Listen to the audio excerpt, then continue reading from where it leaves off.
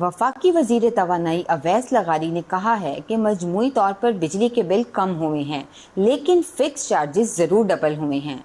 उनका कहना था कि अगर सब्सिडी मिलती रही तो वो 5 से 6 रुपए फी यूनिट बिजली कम करते रहेंगे और आने वाले दिनों में दोपहर के औकात में बिजली सोलर से भी कम कीमत पर फरोख्त होगी। एक निजी टीवी से गुफ्तगू में अवैस लगारी ने बताया कि जब वो वजारत में आए तो 9000 मेगावाट को कमरे से बाहर निकाल दिया। उन्होंने कहा कि वो डिस्कोर्स के नुकसानात को 586 अरब से कम करके इस साल 300 अरब तक ले आएंगे और पावर डिवीजन का खर्चा आधा कर दिया है। उनके मुताबिक उन्होंने टैक्स दहिंदगान का 600 अरब रुपए बचाया है।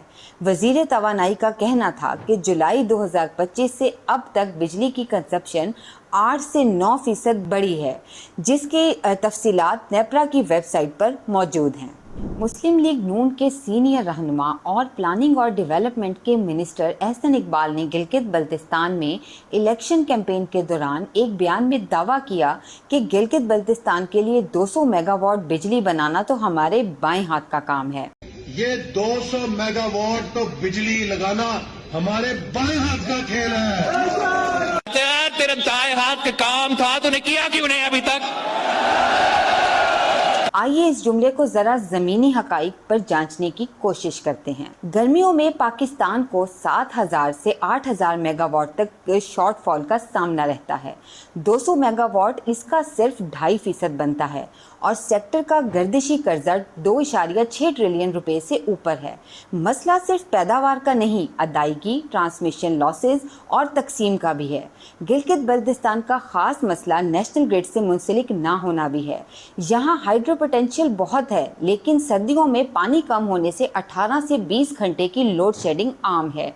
200 मेगावाट गिलगित बल्तिस्तान के लिए बड़ा रिलीफ हो सकती है, मगर उसे बनाने के लिए डैम फंडिंग और 4-5 साल चाहिए। पाकिस्तान में बिजली का बहरान 30 साल से है। हर हुकूमत ने आसान कहा, लेकिन स्ट्रक्चरल मसाइल जैसे लाइन लॉसेस 17%, बिजली चोरी और डिस्कोर्स की नाअहली जैसे मसाइल हल नहीं हुए। एहसन इकबाल का बयान भी इंतखाबी नारा है, जिसे अवाम मौजूदा तकलीफ के पैमाने पर मापती है।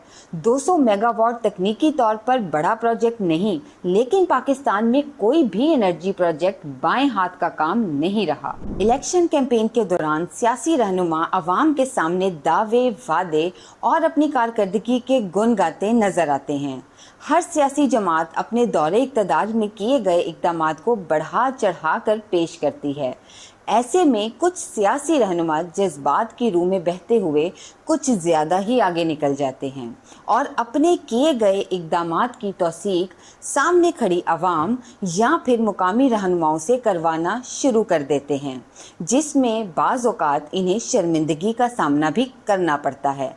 ऐसा ही कुछ वाक़या गिलगित बल्तिस्तान में इलेक्शन कैंपेन के लिए गए मुस्लिम लीग नून के कायद नवाज शरीफ के साथ भी पेश आया। भाई मुझे ये बताएं कि सबसे पहले कमेटी किसने बनाई थी? आपने। सुन लो जरा, किसने कमेटी बनाई थी? नवाज शरीफ बनाई थी। किस लिए बनाई थी? इस मसले के हल के लिए। इस मसले के हल के लिए कब बनाई थी? 2-3 महीने पहले से। उससे पहले 2017 में सर 2017 में 2007 9 साल हो गए हैं। 2017 में बनाई थी, 2018 में हमें फारिग कर दिया। जहां उन्होंने गिलगित बल्तिस्तान के मसाइल के हल के लिए एक कमेटी बनाने की तौसीक मकामी रहनुमा से चाही। नवाज शरीफ ने गिलगित बल्तिस्तान के मकामी रहनुमा से पूछा कि मसाइल के हल के लिए कमेटी किसने बनाई। उन्होंने जवाब दिया, नवाज शरीफ ने। नवाज शरीफ ने पूछा कि कमेटी किस लिए बनाई गई थी, तो मकामी रहनुमा ने जवाब दिया कि इसी मसले के हल के लिए। जब नवाज शरीफ साहब ने पूछा कि कमेटी कब बनाई गई थी, तो उन्होंने नवाज शरीफ के दौरे हुकूमत यानी कि साल 2017 की बजाय 2-3 महीने पहले का जिक्र करके नवाज शरीफ साहब को शर्मिंदा करवा दिया।